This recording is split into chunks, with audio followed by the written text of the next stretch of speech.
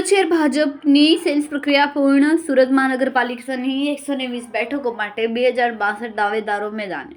30 વોર્ડમાં નોંધાયા 2062 દાવેદારો. Ward number 10માં સૌથી વધુ એટલે કે 137 દાવેદારોએ ફોર્મ ભર્યા. વોર્ડ નંબર 4માં સૌથી ઓછા દાવેદાર એટલે કે 34 દાવેદારોએ ફોર્મ ભર્યા.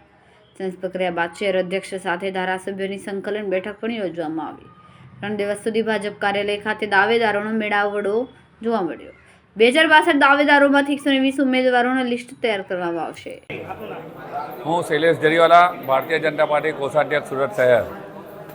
3 દિવસ હાલમાં જ જે મહાનગરપાલિકાની ચૂંટણી આવી છે તે અંગે આજે કાર્યાલય પર 3 દિવસ નિરીક્ષકો પધાર્યા હતા અને એમાં જે દરેક વોર્ડના દાવેદારો મળી કુલ 2062 ફોર્મ ભરાયા છે અને એમાંથી આજે એ દાવેદારી પૂર્ણ થયા બાદ અત્યારે સંકલન ચાલતી હોય છે અને શીર્ષક નેતૃત્વ જે નક્કી કરે એ પ્રમાણે જે નામો આવે છે તેને જીતવા માટે ભારતીય જનતા પાર્ટીના કાર્યકર્તાઓ જીવ તન મન અને ધનથી લાગી જાય છે.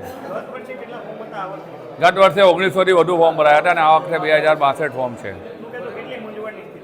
મૂંઝવણ છે જ નહીં. ભારતીય જનતા પાર્ટીનું કેડર બેઝ પાર્ટી છે અને શીર્ષક નેતૃત્વ જે નામો નક્કી કરે છે એને જીતાડવા માટે બધા કટિબદ્ધ હોય છે અને એમાં મંડી પડે છે. પછી કોઈ વિરોધ નથી.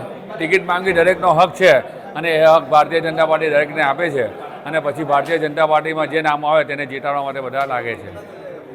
કેમેરામેન હર્ષદ પાટીલ સાથે સુનિલ પાટીલ, સમય મીડિયા ન્યૂઝ, સુરત.